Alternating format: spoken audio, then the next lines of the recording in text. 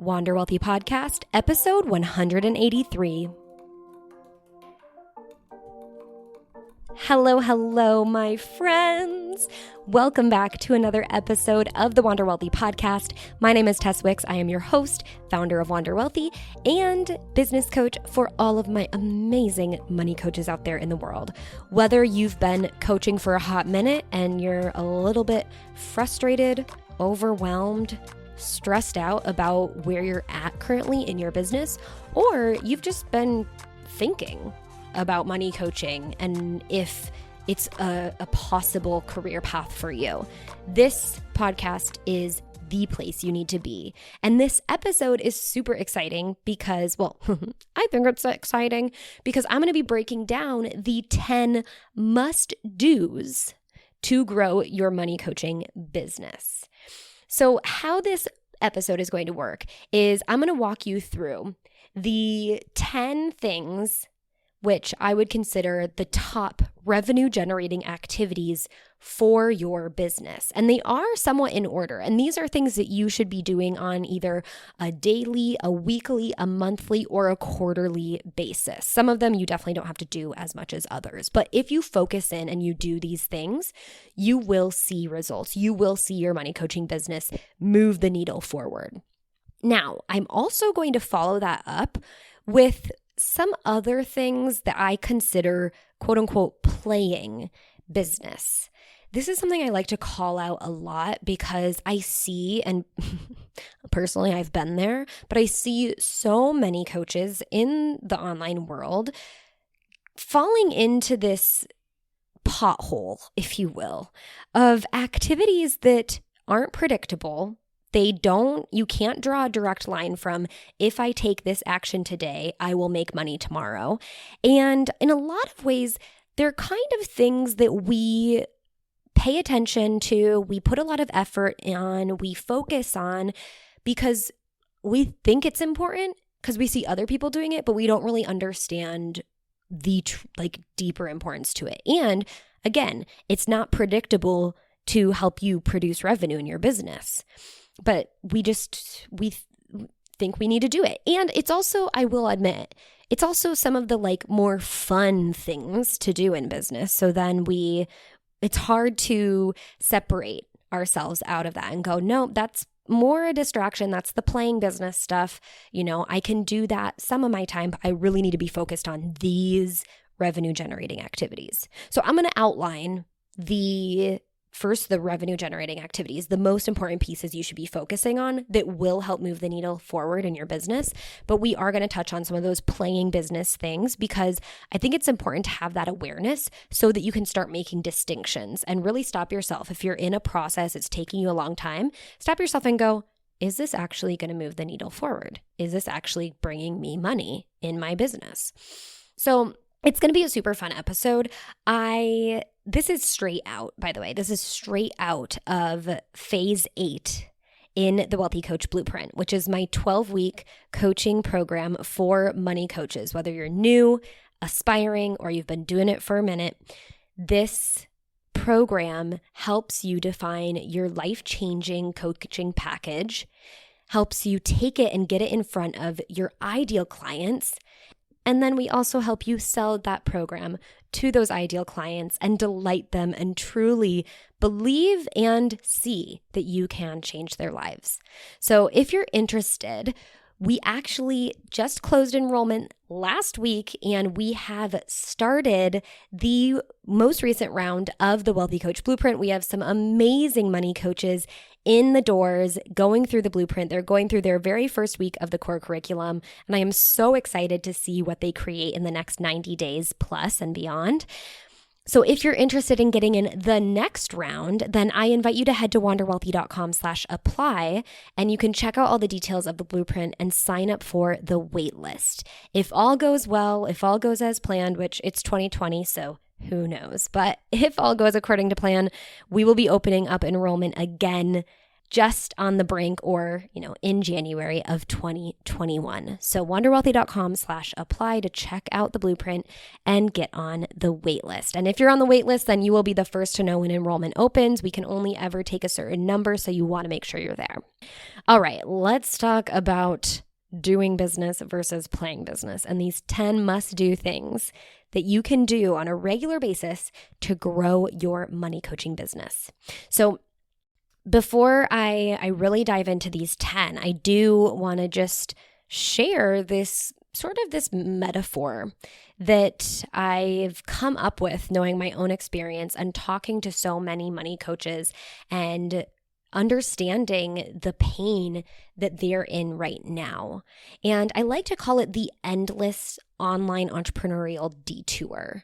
It's where you start your business and you have really high hopes and you're looking for the answers and you don't really know who to listen to. And maybe you're not really ready to invest in yourself to hire a mentor who has built the business that you want to build and who you can trust to take you through what you need to do, what you need to know to get to the point where you feel really good about your business, where you're actually making sales and you have clients coming in and you have a proven process that works for yourself.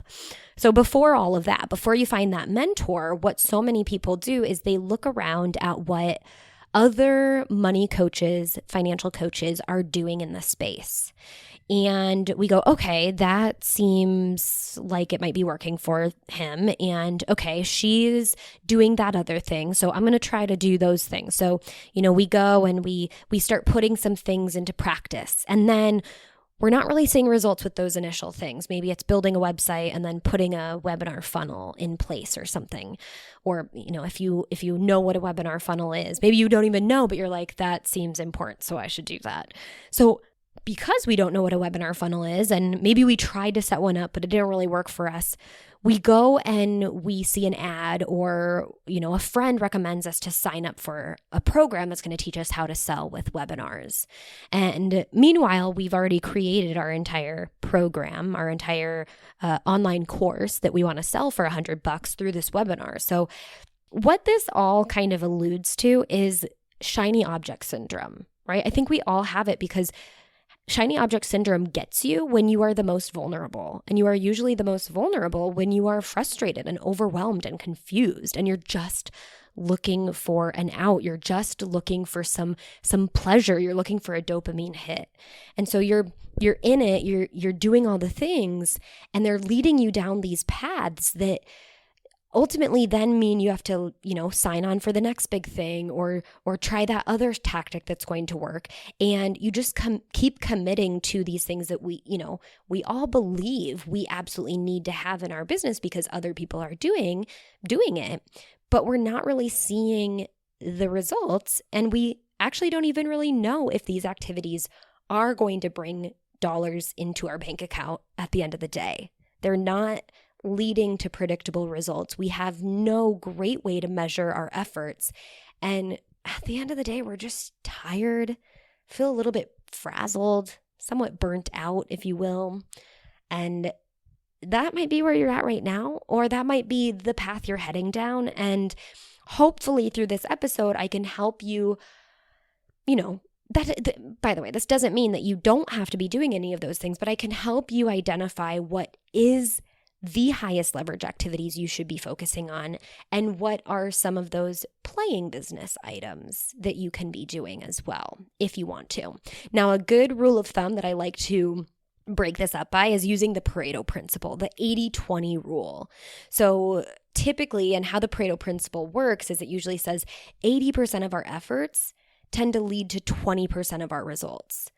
Meanwhile, 20% of our efforts will lead to 80% of our results. And what's probably happening right now, because the playing business stuff is so easily distracting and it's usually a little bit more fun, we get to flex our creative muscles, that usually takes up 80% of our efforts, which only lead to 20% of our results. Meanwhile, the top revenue generating activities, we're probably spending 20% of our time and effort on, and those are getting 80% of our results. But obviously, if we can increase that 20% pie, and maybe I can insert in the show notes just an example of what the Pareto Principle looks like in pie charts. If we can increase that 20% pie of those highly revenue generating activities, obviously we'll be able to get better and more results.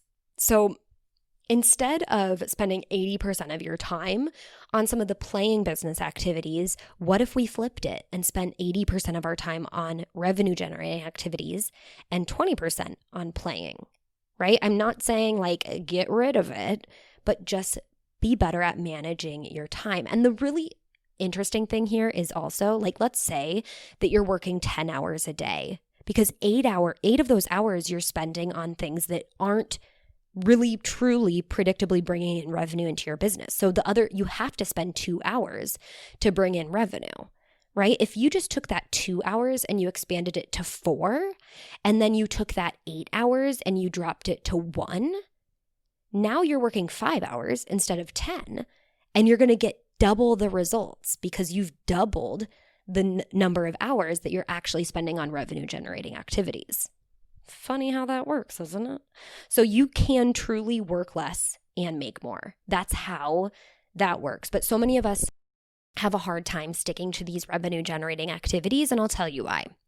Because they're not the sexy part about doing business, or they might be stretching us outside of our comfort zone. They might be a little bit crunchy at first when we start doing them because we're not used to doing them and they're uncomfortable, and we naturally want to duck and hide and go, continue to work on our logo or finding the best color of font or color of font. I guess you could do that. Right? We want to avoid what we know is going to move the needle forward because it's uncomfortable. So we'd rather go do the playing business stuff. So it's natural. Give yourself some love, give yourself some grace for knowing, especially if you're recognizing like, yeah, I do spend a lot of my time on these playing business activities and I could probably do a little bit more in the revenue generating area. Then hey, have that awareness, come to peace with it, with where you've been, what your past has been, what you've been doing, and now you know better as you move forward. So let's dive into it. We're going to start with the first thing that is going to completely change the trajectory of your business. And that is probably not going to surprise you.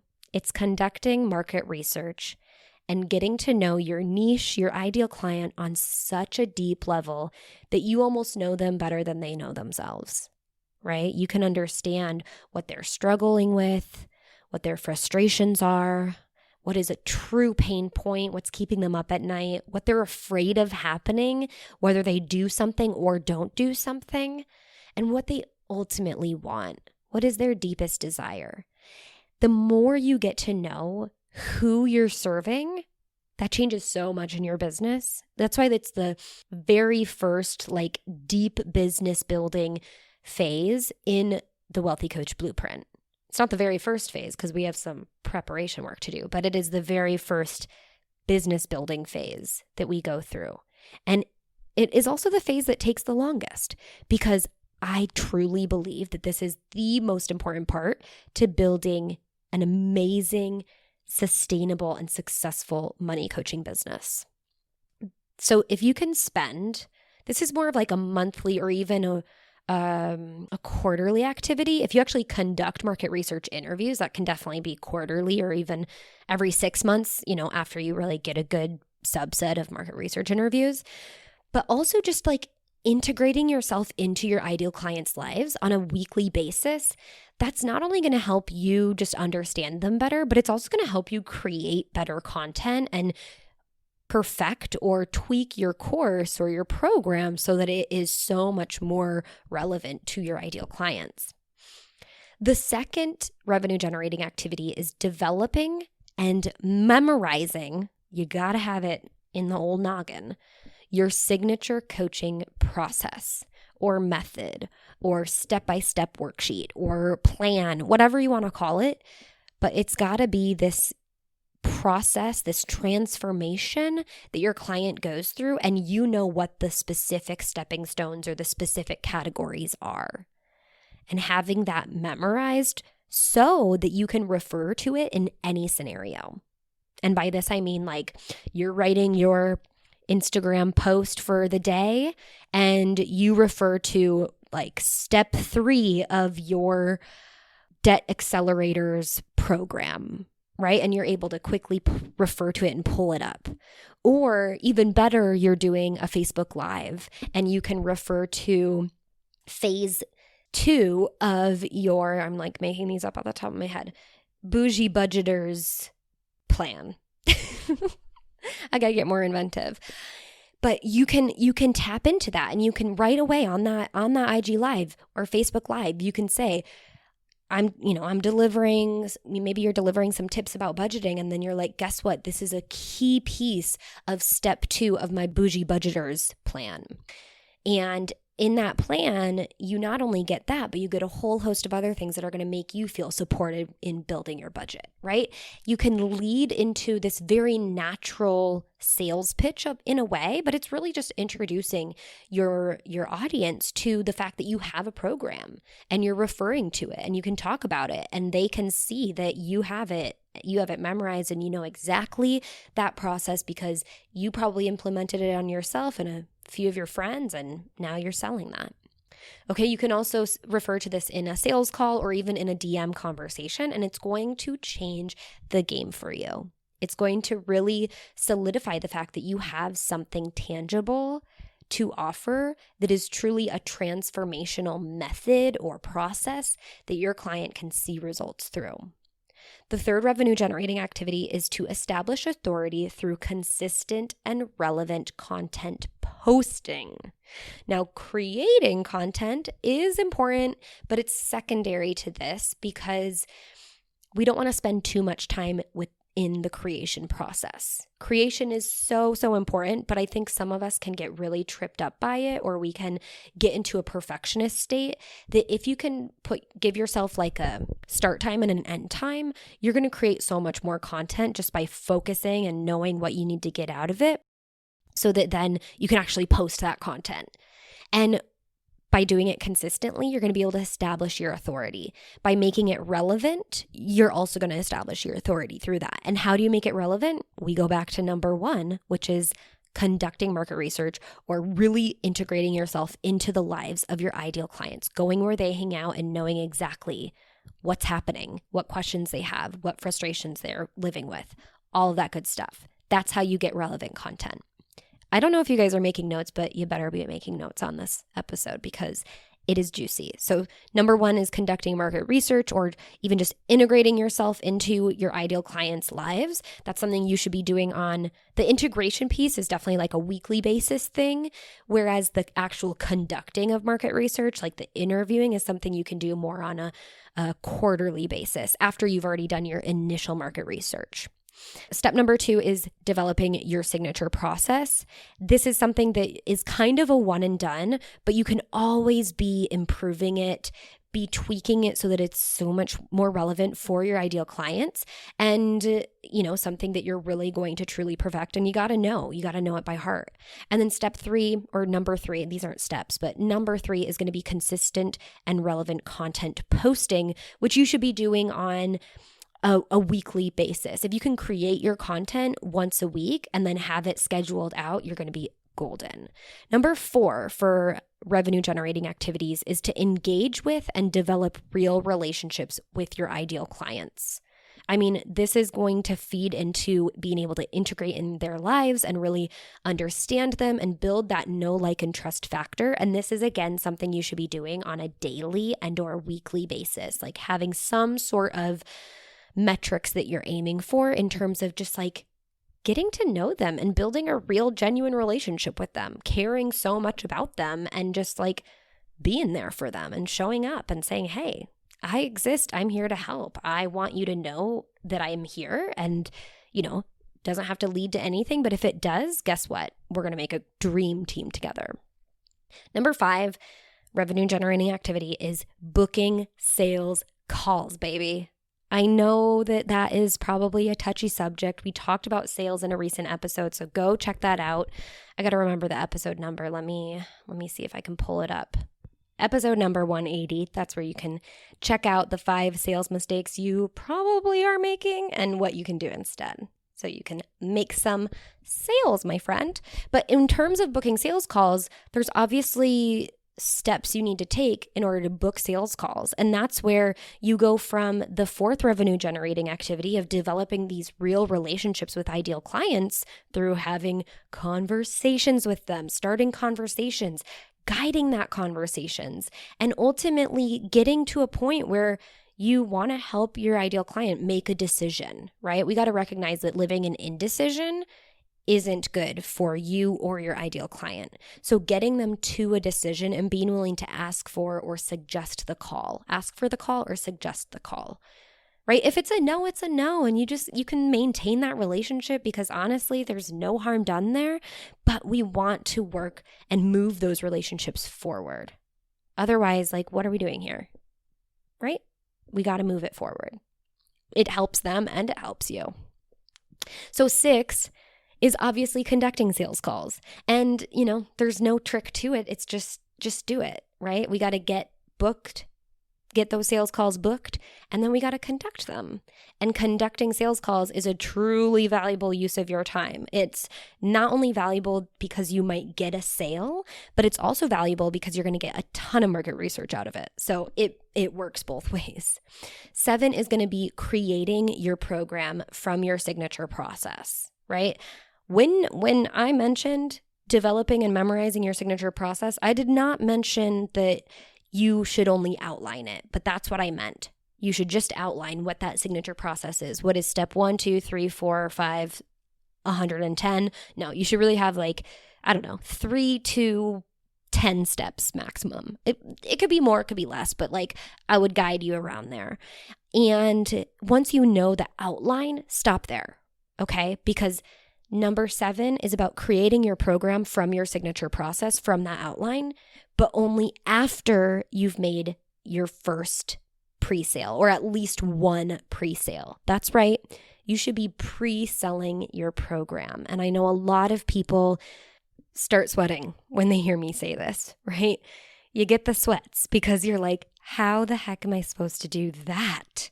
I promise you, it is actually the best thing you can do for your ideal clients, especially some of your first clients, is say, hey, I'm ready to build a personalized program for you. Here's my process, but I'm going to be creating it as we go so that I can make sure we tackle all of your questions, all of your frustrations, anything that might be left hanging. We're going to tie loose ends up every step of the way. So I know that's that's crazy to hear, but it works. It works. And it is the most risk-free way you can truly build your money coaching business. So if you're curious about that, get on the waitlist of the Wealthy Coach Blueprint because that is the key thing that we do inside of that program, wanderwealthy.com/apply. Number 8 is onboarding clients and conducting your coaching calls. So the entire process of getting your clients through your program obviously is such a valuable use of your time. And it's really super important because if you can delight your clients, the people who are paying you, then they're obviously going to have a way better experience than if you're just like, great, got the sale, here you go, here's a course, goodbye, see you never, right? Truly making them feel special is going to then potentially turn them into a paying client again, right? You can sell them into a new offering, or they're going to refer you like, people refer Lululemon leggings because they love it and you deliver and your program delivers and you change their life. And that's what they want to tell their friends about. They want to brag about you. Number 9 is improving your program, but only after you've gone through and created the beta round at least once, and then you've delivered it potentially a second time. Right? Unless okay, that was really off. I got to redo a little bit of this, but I don't want you to get too wrapped up into recreating it every time because we let perfectionism get in the way. We need to instead know it's good as it stands. I will improve it once I have enough data of like what specifically needs to be improved.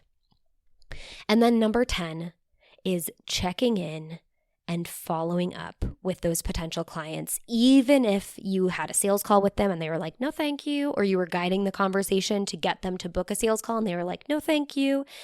That doesn't mean never. It just means now isn't the right time. So continuing to, also just show them support and show them love and show them that there is someone out there that understands them, that is there for them, and helping them see that, you're there. And when the time is right, they can come to you. They don't have to feel like, oh, just because I rejected that once, now I probably should never go back because that'd be awkward, right? You got to break that and say, no, it's not awkward. It's cool. Like, I know maybe now it wasn't the right time, but you know what? Next time will be, and I'll be here. That's how you really show your full support for people. Okay.